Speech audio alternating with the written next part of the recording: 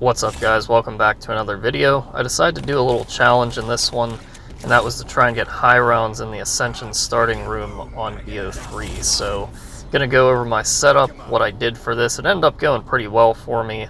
I only took one down throughout this entire run, so without further ado, I'm gonna get into it. Also, want to leave a little disclaimer. Any setup I am going to put in the description, like the gobble gums that I used, so for those, I decided to use Raindrops, Alchemical Antithesis, Crate Power, Fatal Contraption, and Perkaholic. Now, the only one that you could change out if you wanted is the Crate Power. You could easily throw on a Wall Power instead if you really wanted to have a Pack-a-Punched gun. But personally, I don't think it matters because I ended up going down early on before round 20, and I did have a couple Pack-a-Punched guns. And when I got back up, I just didn't really care to get them back because I ended up getting the Mark II and the Thunder Gun, and they don't really need Pack-a-Punched. You know, it's nicer if you can get them Pack-a-Punched, but in reality, for the most of the run, you're going to be using the Thunder Gun and the Death Machines from the Fatal Contraption drop, so you're not really going to be using your Mark II that much.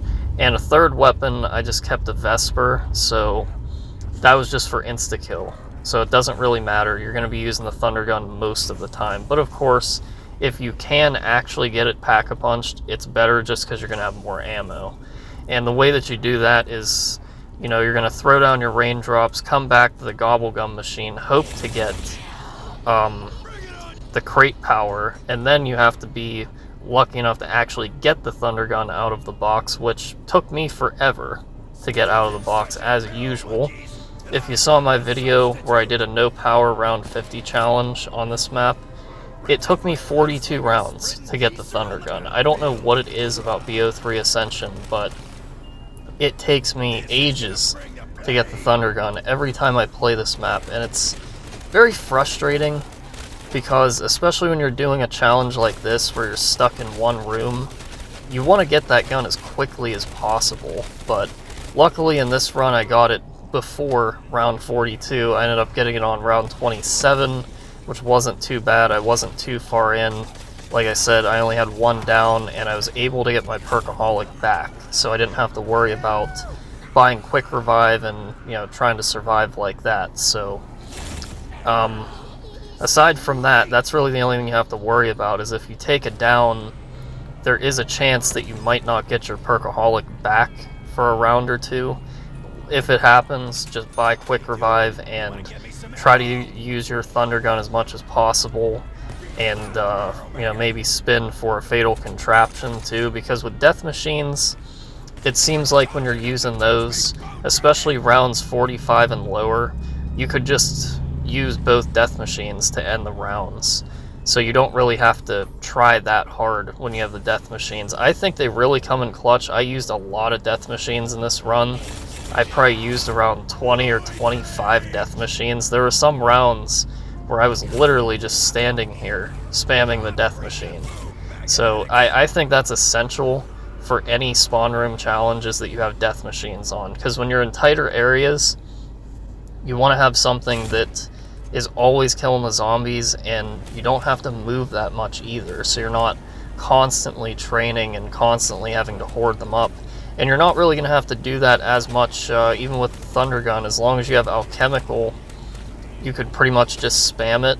Now, if it runs out, you're going to run those little cutbacks and shoot, and you know, hopefully get a Raindrop or get your Alchem back. That way you can get your ammo, so it's not that big of a deal. But I would say this is one of the easiest spawn rooms that you can do, due to the fact that you have Mega Gobble Gums. Now, if you're trying to do this challenge on BO1, it's going to be a little bit different, but the strategy is similar. You're going to train in this area the same exact way, but it's a little bit harder there because if you're looking to get the box in here, it's not always going to spawn in here. So you just have to keep resetting and hope to get it to spawn in here.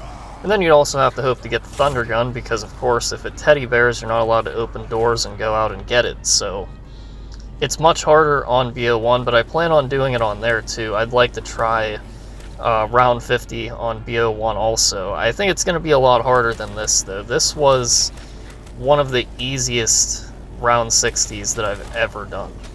Like, it was so quick. A lot of the zombies drop from that top floor, and a lot of them do get killed by the spinny thing too. It goes off kind of randomly. I don't know if it has a set like time when it goes off, but it seems to just go off at random. That's one thing you should be careful of though. That's why I say train by the lander over here and don't train the entire spawn room. Just for the fact that if that thing hits you, it's gonna knock you into like a crouched position. And if you get hit by it too many times, you could get, you know, downed by it. So you want to avoid that. Let it kill the zombies.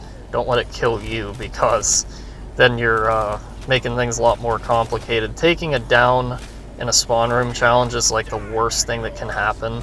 But if it does happen, preferably it's going to happen before round 20. If you take it down in a later round, like 50 plus, ooh, it could be a little bit hard to, you know, get back on your feet, get back into it. And the only other advice I can give you is, when it comes to hitting the gobblegum machine in later rounds, try to save 1 or 2 zombies and then hit it. Don't hit it in the middle of a round. It's very easy to go down in the middle of a round on later rounds when you're doing stuff like that. So always try to hit it at the end of the round. You're going to have enough points too, so that way if you have to hit it multiple times, you're not going to have to worry about spending some points to get what you need. You know, so that's pretty much it to it. It's a very simple strategy. You know, give it a try for yourself, and let me know how you do. I'm fairly confident that if you use this strategy, you could at least make it to 60, which I did, and you could probably make it much further too. I don't see how you couldn't. It's pretty easy to do this. I think Ascension is one of the best maps of all time. It's my favorite zombies map, just due to how simple it is. Like, it's actually easier to get high rounds on this map by not turning the power on, because you don't have to deal with monkeys. So anyways, I hope you enjoyed, and I will see you in the next one. Watch for crawlers!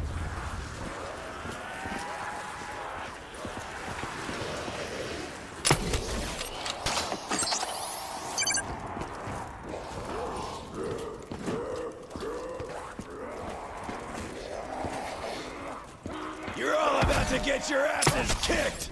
Off!